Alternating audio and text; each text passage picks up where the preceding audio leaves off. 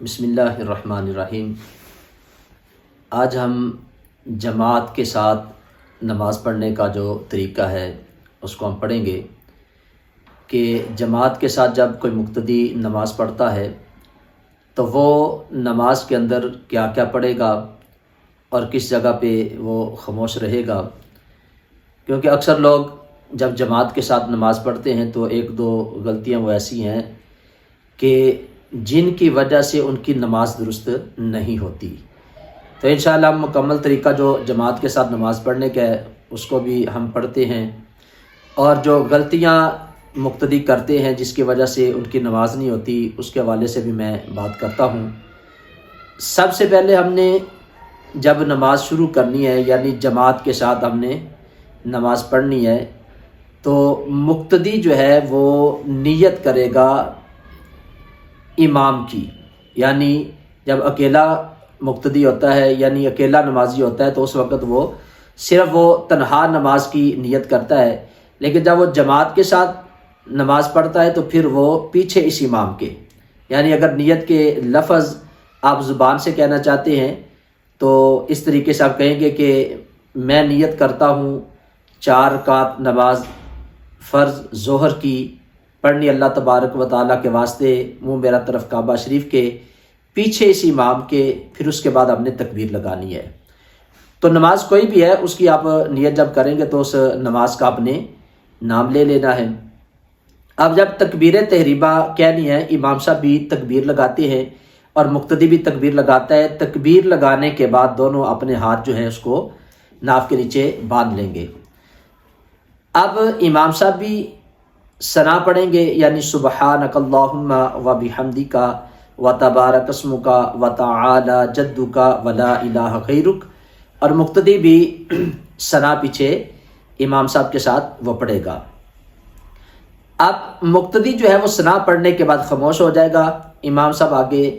اعوذ باللہ من الشیطان الرجیم بسم اللہ الرحمن الرحیم، اس کے بعد امام صاحب سورہ فاتحہ پڑھیں گے الحمدللہ رب العالمین، اور اس کے بعد امام صاحب کوئی سورت ساتھ ملائیں گے، اور مقتدی صرف شروع میں تکبیر تحریمہ کہنے کے بعد ثنا پڑھنے کے بعد خاموش ہو جائے گا، اس نے اس کے بعد کچھ بھی نہیں پڑھنا کیونکہ وہ پیچھے اس امام کے ہے، امام کی اقتداء کے اندر ہے۔ اب امام صاحب سورہ فاتحہ پڑھیں گے، سورت ملائیں گے، اور اس طرح ان کی ایک رکعت جو ہے رکوع تک مکمل ہوگی، پھر امام صاحب تکبیر لگائیں گے، مقتدی بھی تکبیر لگاتے ہوئے رکوع کے اندر امام کی اقتداء میں چلا جائے گا۔ امام صاحب اور مقتدی دونوں رکوع کی تسبیحات ان کو پڑھیں گے۔ اب مقتدی کو جتنا پیچھے وقت ملتا ہے، 3 دفعہ تسبیح پڑھنے کا، 5 دفعہ پڑھنے کا یا اس سے زیادہ پڑھنے کا، تو وہ سبحان ربی العظیم سبحان ربی العظیم سبحان ربی العظیم یہ پڑھے گا۔ اس کے بعد امام صاحب کہیں گے سمی اللہ لمن حمیدہ، مقتدی سمی اللہ لمن حمیدہ نہیں کہے گا، وہ امام صاحب سمی اللہ لمن حمیدہ کہیں گے تو مقتدی سیدھا کھڑا ہو جائے گا۔ اب کھڑا ہو کے مقتدی یہ پڑھے گا ربنا لک الحمد، ربنا ولک الحمد بھی پڑھا جا سکتا ہے، اللہم ربنا لک الحمد بھی بندہ پڑھ سکتا ہے، جو بھی آپ کو آسان لگتا ہے تو آپ یہ پڑھ سکتے ہیں۔ اس کے بعد امام صاحب تکبیر لگائیں گے اللہ اکبر، امام صاحب سجدے کے اندر جائیں گے، مقتدی بھی امام کی اقتداء میں امام صاحب کے پیچھے پیچھے سجدے کے اندر چلا جائے گا۔ اب سجدے کی تسبیحات جو ہے وہ امام صاحب بھی پڑھیں گے اور مقتدی بھی پڑھے گا۔ تو مقتدی کو جتنا وقت امام صاحب کے پیچھے ملتا ہے، 3 5 7 جتنی دفعہ بھی وہ تسبیح پڑھ سکتا ہے وہ پڑھے گا۔ اس کے بعد امام صاحب تکبیر لگاتے ہوئے دونوں سجدوں کے درمیان بیٹھیں گے۔ یہاں پہ مسنون دعائیں ہیں، ان میں سے اگر آپ کو کوئی دعا یاد ہے تو آپ پڑھ سکتے ہیں۔ ایک چھوٹی سی دعا ہے وہ ہم سب کو یاد کرنی چاہیے، ربنا اغفر لی ربنا اغفر لی ربنا اغفر لی، یہ 3 دفعہ پڑھیں۔ پھر امام صاحب جب تکبیر لگائیں گے تو دوسرے سجدے کے اندر امام صاحب جائیں گے، مقتدی امام صاحب کی اقتداء میں تکبیر لگاتے ہوئے دوسرے سجدے کے اندر چلا جائے گا۔ اب 2 سجدوں کے بعد جب 1 رکعت مکمل ہوگی، امام صاحب تکبیر لگائیں گے، دوسری رکعت کے لیے کھڑے ہو جائیں گے تو مقتدی بھی پیچھے تکبیر لگا کے کھڑا ہو جائے گا۔ اب امام صاحب اور مقتدی دونوں ہاتھ باندھ لیں گے۔ جس طرح پہلی رکعت کے اندر امام صاحب نے ثنا پڑھی تھی، مقتدی نے بھی پڑھی تھی، لیکن دوسری رکعت کے اندر مقتدی کچھ بھی نہیں پڑھے گا، بس امام صاحب کے پیچھے ہاتھ باندھ کے کھڑا ہو جائے گا۔ امام صاحب سورہ فاتحہ پڑھیں گے، اس کے بعد کوئی سورت ملائیں گے، پھر اسی طرح جو ہے وہ دوسری رکعت کو مکمل کریں گے، یعنی رکوع ہوگا، تسبیحات پڑھی جائیں گی، پھر اس کے بعد 2 سجدے ہوں گے، 2 سجدوں کے بعد 2 رکعتیں جب مکمل ہو جائیں گی، اب امام صاحب اور مقتدی دونوں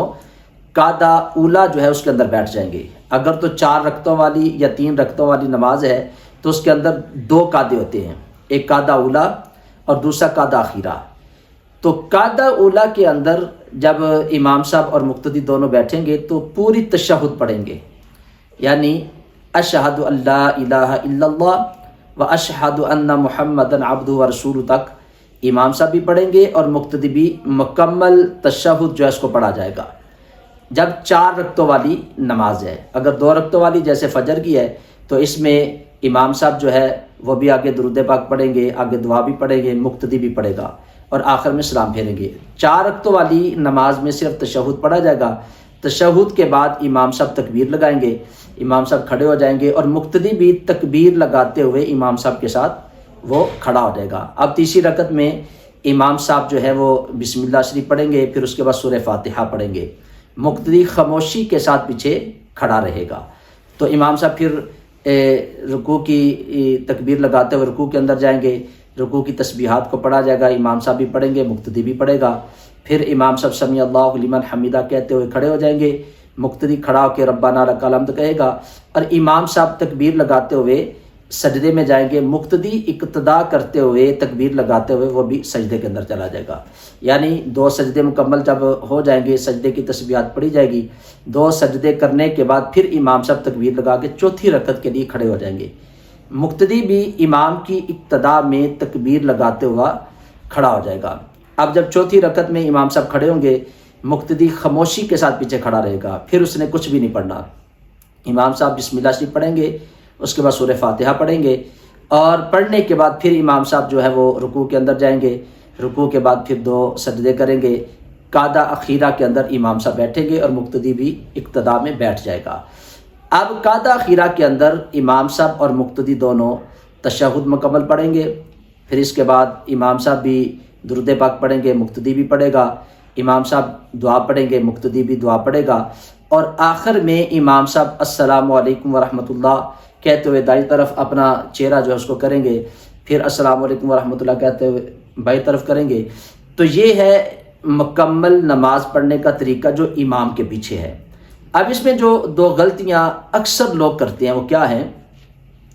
جب امام صاحب تکبیر تحریمہ یعنی نماز کو شروع کرتے ہیں، سٹارٹ کرتے ہیں، اللہ اکبر کہتے ہیں، اور اکثر لوگ ایسے ہوتے ہیں کہ وہ اپنے ہونٹوں کو بند رکھتے ہیں، وہ بس پیچھے اس طرح ہاتھ کرتے ہیں اور باندھ لیتے ہیں، اور اگر ان سے سوال کیا جائے، پوچھا جائے کہ بھئی تم نے تکبیر نہیں کہی، تو کہتے جی ہم نے دل کے اندر کہہ لی ہے۔ تو اگر کوئی بندہ اس طریقے سے تکبیر کہتا ہے کہ یعنی زبان سے نہیں کہتا، کیونکہ تکبیر تحریمہ نماز کے اندر نماز کا رکن بھی ہے اور نماز کی شرط بھی ہے، اگر کوئی بندہ اس کو نہیں کہتا تو جس چیز کے کہنے یا پڑھنے کا حکم شریعت نے دیا تو اس کا مطلب ہوتا ہے کہ کم از کم اتنی آواز میں بندہ اس کلمے کو، اس جملے کو کہے کہ اگر خاموشی ہو تو اس کے منہ سے نکلا ہوا جو جملہ ہے اس کے کان خود سن لے۔ تو مقتدی بھی امام صاحب کے پیچھے تکبیر کہے گا۔ اگر کوئی اپنے ہونٹوں کو بند کر کے کھڑا رہتا ہے اور اسی طرح بس ہاتھ اٹھا کر باندھ لیتا ہے تو اس بندے کی نماز ہی شروع نہیں ہوتی، اس بندے کی نماز ہی نہیں ہوتی۔ اور دوسری بڑی غلطی جو اکثر لوگ کرتے ہیں وہ کیا ہے کہ ابھی امام صاحب تکبیر یعنی اللہ اکبر کہہ کے اپنے ہاتھ نہیں باندھتے، تکبیر مکمل نہیں کرتے کہ مقتدی پہلے جو ہے وہ اللہ اکبر کہہ کے ہاتھ باندھ لیتا ہے، یعنی امام صاحب سے وہ آگے آگے چلتا ہے، امام صاحب سے پہلے تکبیر کہہ لیتا ہے۔ تو جو بندہ اس طرح امام صاحب سے پہلے تکبیر کہہ لیتا ہے اس بندے کی بھی نماز نہیں ہوتی، کیونکہ اس وقت وہ امام کی اقتدا کے اندر نماز پڑھ رہا ہے، امام کے پیچھے وہ نماز پڑھ رہا ہے۔ تو جب وہ امام صاحب کے آگے آگے چلے گا تو اس بندے کی نماز بھی درست نہیں ہوگی۔ تو تکبیر تحریمہ جب امام صاحب کہہ لیں اللہ اکبر کہہ کے ہاتھ باندھتے ہیں، پھر مقتدی کہے اللہ اکبر، اور